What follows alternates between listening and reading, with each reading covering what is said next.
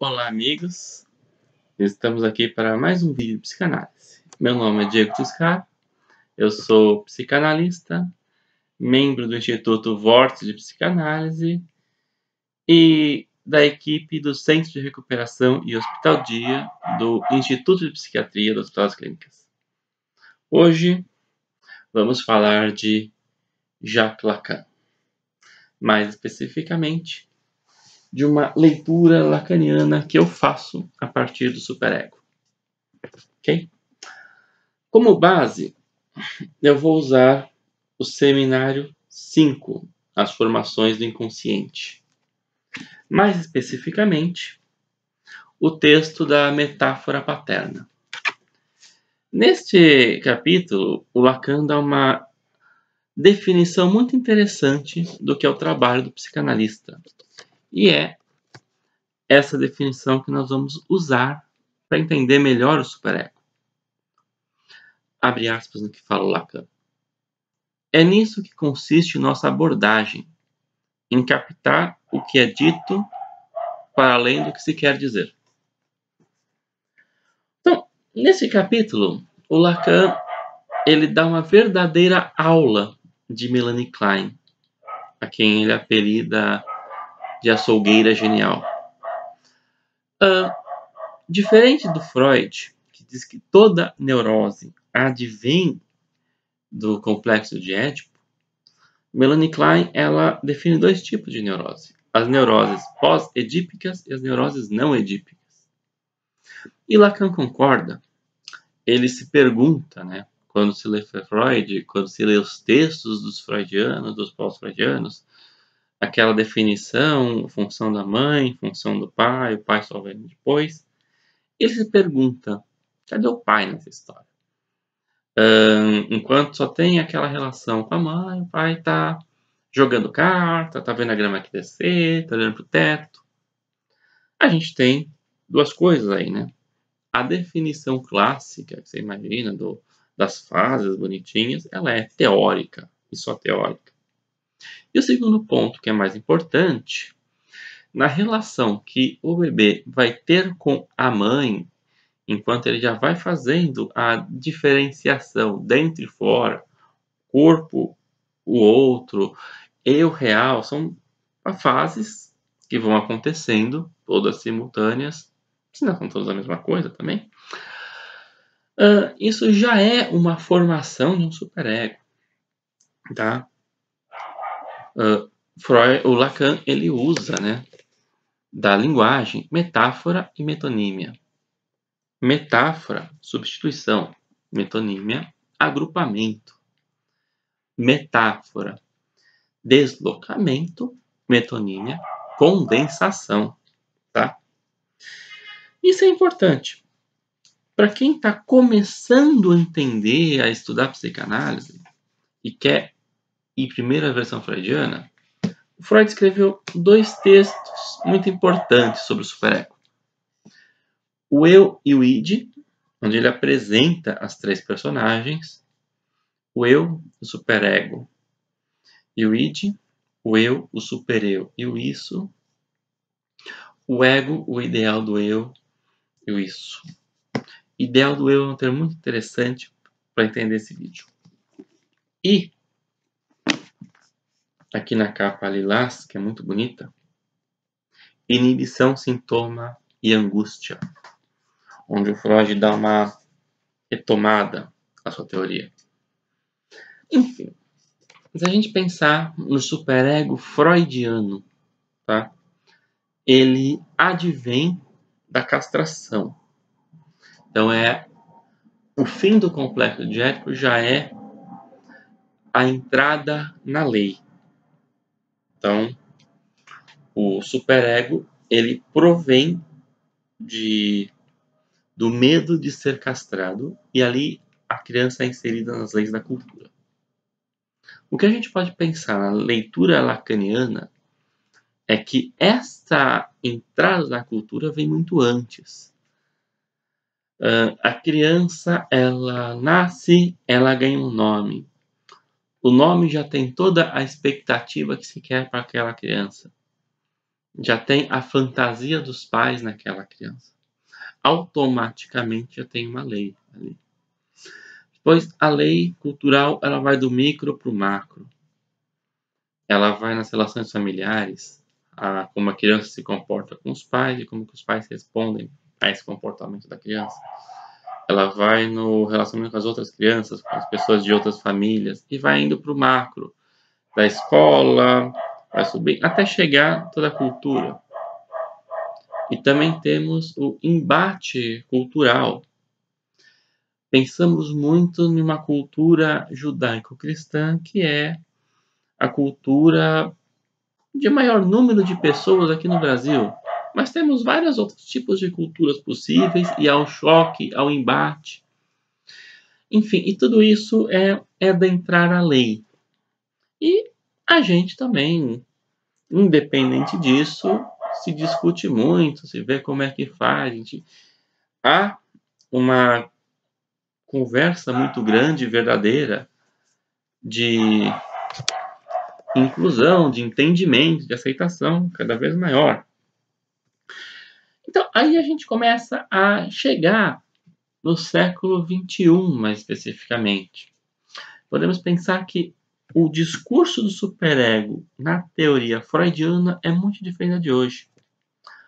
O superego descrito por Freud é o superego vitoriano, ele está de acordo com a cultura vitoriana. O superego no século XXI, ele está de acordo com a cultura do século XXI. Então, enquanto você vai achar na obra do Freud um superego que impõe determinado tipo de comportamento, impõe uma moral religiosa, impõe uma proibição ao erótico, uma inibição ao sexual, nós não enxergamos tanto isso no século XXI. Vamos achar? Vamos achar. Vamos achar outra coisa? Vamos achar outra coisa. Por isso é importante fazer essa diferenciação que eu venho propor. O superego, sua lógica de funcionamento e o seu discurso. O discurso é o que está sendo dito. E está sendo dito dentro de uma lógica, tá? E aí a gente vai para a frase do Lacan, que é, deixa eu colar aqui, captar o que é dito para além do que se quer dizer. Entender o que o superego está dizendo para além do que ele está dizendo. A lógica do superego é a lógica do ideal. Então, há uma ideia que é absolutamente impossível de existir no nosso mundo por um motivo muito simples. O nosso mundo não é ideal. Nós não vivemos no mundo das ideias. Desta impossibilidade advém a exigência do superego, a exigência excessiva, absurda e muitas vezes contraditória. Você quer fazer alguma coisa, você tem um desejo, tem uma vontade, qualquer coisa. O superego, ele falaria: não vai conseguir, nem tenta. Aí você ouvir do superego, realmente não dá certo, não é pra mim. E o superego fala: por isso que você sai no lugar. Todo mundo fazendo e você não faz nada, você tá aí. Aí você pensa: puta, acho que eu vou fazer, superego. Mas você não entendeu que você não consegue, você não vai dar certo, você não vai.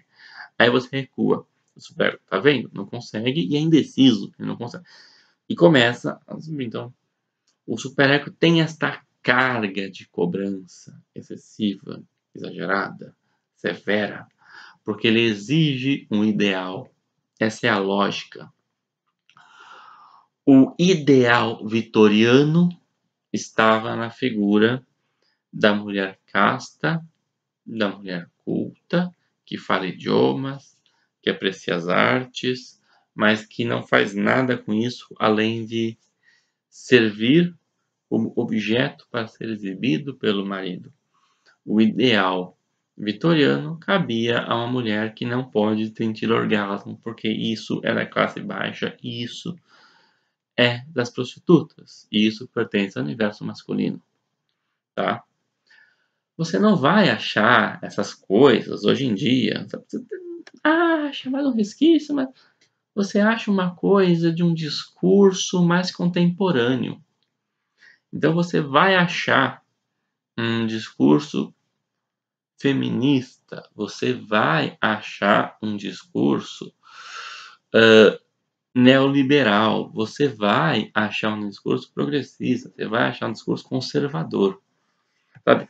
De uma exigência de ser. Então você vai encontrar pessoas verdadeiramente feministas se acusando de não serem feministas. Você vai achar pessoas que